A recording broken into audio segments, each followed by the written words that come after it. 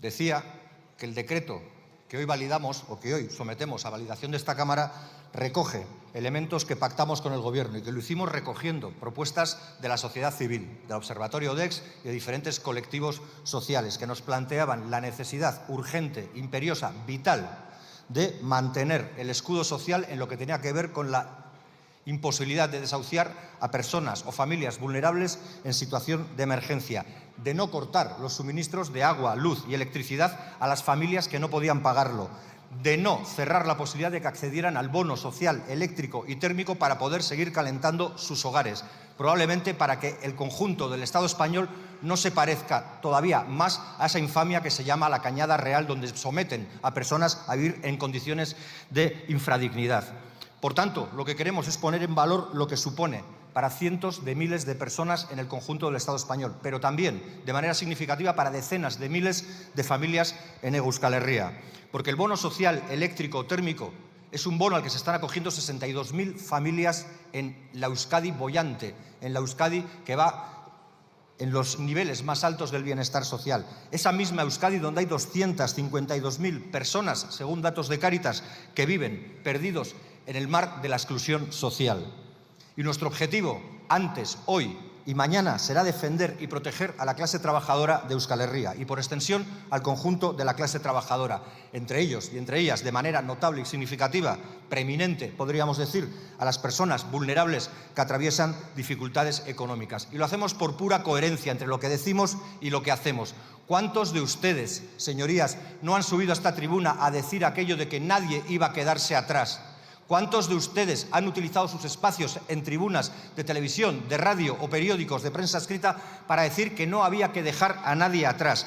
¿Por qué van a votar en contra de esta iniciativa para dejar a cientos de miles de personas atrás? Porque son los nadie, porque no tienen patrimonio, porque no tienen valor patrimonial interesante como el que tienen, quizás sí, los de los consejos de administración a los que les rinden más obediencia. Pues esa gente probablemente no tenga un valor patrimonial tan digno o tan elevado como el de los miembros de los consejos de administración de las grandes eléctricas, pero les sobra dignidad, la dignidad que probablemente no tengan muchos de esos miembros de los consejos de administración. Y también decimos que se puede y se debe señalar que estas medidas que hoy se aprueban con carácter excepcional, y es la quinta vez, y esto se está convirtiendo en una tradición, y como decían los reincidentes, cuando el sadismo se convierte en tradición, no se avanza para bien.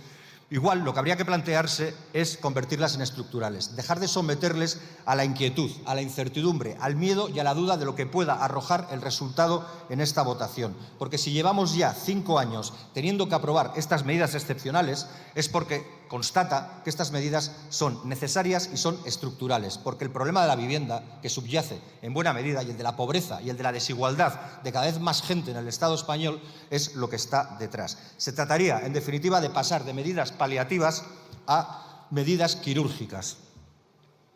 Pero en cualquier caso me quiero dirigir a ese bloque de la derecha casi al completo, que hoy parece que va a manifestarse en contra de estas medidas. Quiero hablar del Partido Popular, de Vox, de UPN y de Junts, que son quienes han manifestado que no van a apoyarlos. Si este decreto cae, no tumbarán solo la subida de las pensiones, sino que serán también los responsables de que las grandes eléctricas, que no andan flojas de beneficios, puedan cortar la luz y el gas a miles y miles de familias vulnerables en pleno invierno. Como les decía antes, a los nadie, porque probablemente no les otorgan valor, y probablemente de no otorgarles valor, de no importarles, de no incluirles en su acción política, poco faltará para que pasemos a los ICE de Minneapolis también paseando por las calles del Estado español. Ustedes, y nadie más que ustedes, van a ser responsables de que miles y miles de familias no puedan seguir contando con el bono social eléctrico para hacer frente a los gastos de luz y calefacción. Ustedes, y nadie más que ustedes, serán los responsables de que las personas más vulnerables sin alternativa habitacional, repito, vulnerables sin alternativa habitacional, puedan ser desahuciados de sus casas. 60.000 familias, según el Observatorio DESC. Y lo harán, además, mintiendo.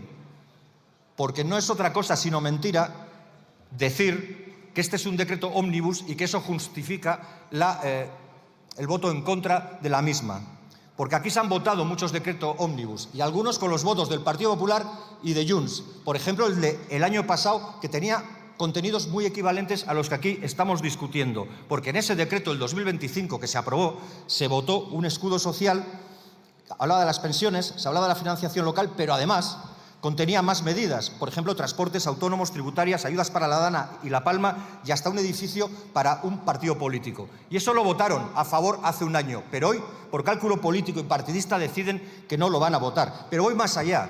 Si al final el problema es que sea un ómnibus, ¿qué es lo que hace tan problemática la cuestión? Que sea suyo o que no puedan patrimonializarlo. Porque cuando el decreto, y me viene a la cabeza uno, a ver si me acuerdo, sí, el decreto Junts, era un decreto ómnibus porque contemplaba también diferentes medidas, como por ejemplo entidades o ayudas para las entidades locales, para la financiación autonómica, medidas para las empresas y para los sistemas de facturación, entonces sí era bueno. Entonces sí había que apoyarlo y el que fuera ómnibus no era un problema de entidad relevante. Quizás el foco estaba en a quién se beneficia con ese decreto y no tanto en cuántas medidas venían en ese decreto. Porque incoherencias podemos tener todos, porque contradicciones entre todo lo que recoge un decreto ómnibus seguramente tenemos todos y todas, nosotros y nosotras también, pero sabemos lo que es imprescindible para no dañar a la dignidad de los más vulnerables, que es no dejarles tirados, no someterles a la cuerda floja de la posibilidad. Y termino con otra cuestión que también es un bulo, que es una mentira. Se dirá: no se puede cargar el peso de no desahuciar a gente en situación de vulnerabilidad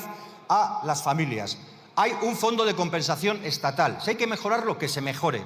Si hay que eliminar la burocracia, que se elimine. Pero no obvien y no dejen de lado que de ese fondo de compensación están cobrando ya muchas personas. Para ser más exacto, 2.568 en Cataluña. Para ser todavía más exacto y para que sepamos de qué estamos hablando, el 68% de esas 2.568 solicitudes aceptadas en Cataluña lo son de empresas jurídicas, no de personas físicas. Por lo tanto, la pobrecita que complementa la pensión no es la que más está beneficiando de unas ayudas que existen. Igual el problema está ahí, en a quién estamos beneficiando con el dinero que tendría que ser para paliar a la gente que peor lo está pasando. Y termino ya, porque creo que no hay mucho más que decir.